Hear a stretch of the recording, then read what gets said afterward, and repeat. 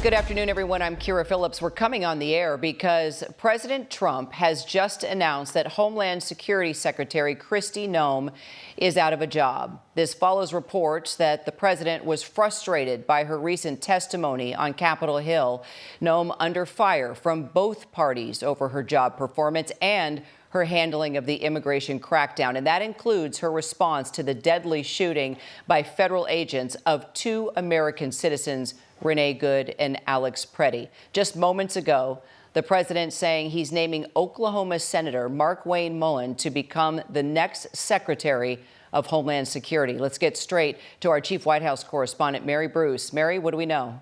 Well, Kira, the president just announcing this in a social media post that Markwayne Mullin is going to become the new Secretary of the Department of Homeland Security as of the end of this month. And the president, who, as you note, we know had grown increasingly frustrated with Secretary Noem this following several days of her testimony up on the Hill, the president posting the current Secretary, Kristi Noem, who has served us well and has had numerous and spectacular results, especially on the border, will be moving to be special envoy for the Shield of the Americas, our new security initiative in the Western Hemisphere. It also comes, of course, as you note, that she received a lot of backlash after her response to the killings of two American citizens, Renee Good and Alex Preddy, in Minneapolis. She, of course, was very quick to come out and label them domestic terrorists. She falsely said that Preddy was brandishing a gun. It created quite controversy for the administration. Then, of course, the president moved in Tom Homan, his border czar, to take over the situation in Minneapolis. But Kira,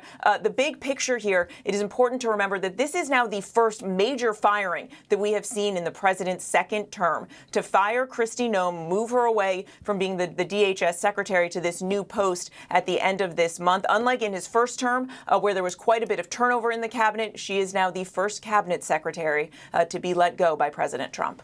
Let's bring in our Chief Justice correspondent, Pierre Thomas. Pierre, as we get this news now, let's just talk about how DHS changed under Kristi Noem's leadership.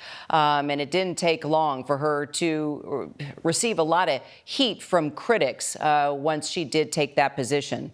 Indeed, Kira. And there was a key moment this week at that Senate hearing.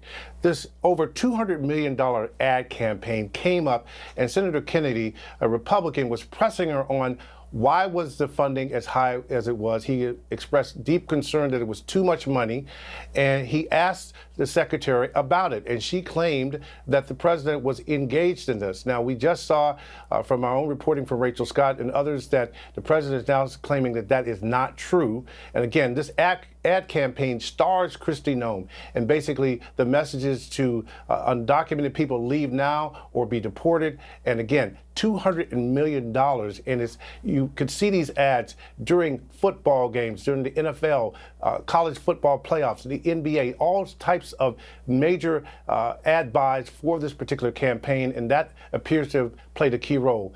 To your first question, the bottom line is under Kristi Noem, there were some positives for the administration in terms of the border being shut down, but the way that the internal campaign to remove people from this country was executed is apparently played a big role in this as well. As Mary said, Tom Homan taking over after the situation in Minneapolis spiraled out of control. And let's take it straight now to senior political correspondent Rachel Scott. I know you're en route to the Hill. You've been talking to your sources, Rachel. What's the word from lawmakers after Pierre just mentioned, of course, the testimony where apparently the president was not happy with how the former secretary performed during testimony?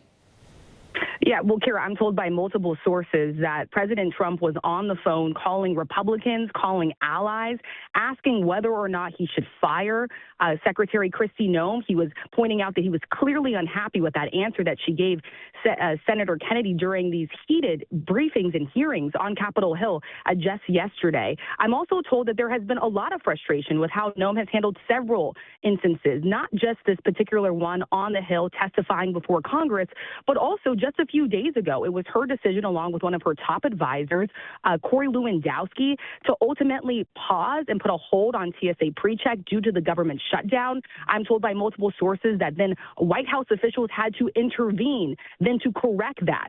So this is coming after a lot of frustration, not only from President Trump, but also top members of his administration expressing concern about some of her actions, and ultimately the president making this decision today to now get Kristi Noem out and completely replace her, Kira. And Rachel, let's talk more about the senator from Oklahoma, Markwayne Mullin, who now will replace former Secretary Kristi Noem there overseeing DHS. What more do we know about him, and your thoughts on why you think the president made this choice? In these final hours leading up to this decision, Kira, I'm told that I was told that President Trump was working the phone, speaking to Republicans on Capitol Hill, and this is something that the president does, right? He likes to get on the phone with Republicans and allies, and he asks them questions. So one of the things he was asking them is, who exactly do they think should serve in this role? Clearly, the president is concerned about one thing, a confirmation battle ahead. Senator Markwayne Mullin is respected up on Capitol Hill by Republican allies. He's someone that many Republicans, including top administration officials, believe could ultimately get through a Senate confirmation battle. Obviously, Republicans do have majority in the Senate right now. On top of that, Senator Mullin is also a firebrand. He is known for having some of these explosive exchanges, even on hearings on Capitol Hill. He is a fierce defender of the president as well. And top administration officials do believe he's someone that will be able to work more closely with the administration and more in line with the administration as compared to some of these recent incidents with Secretary Noem.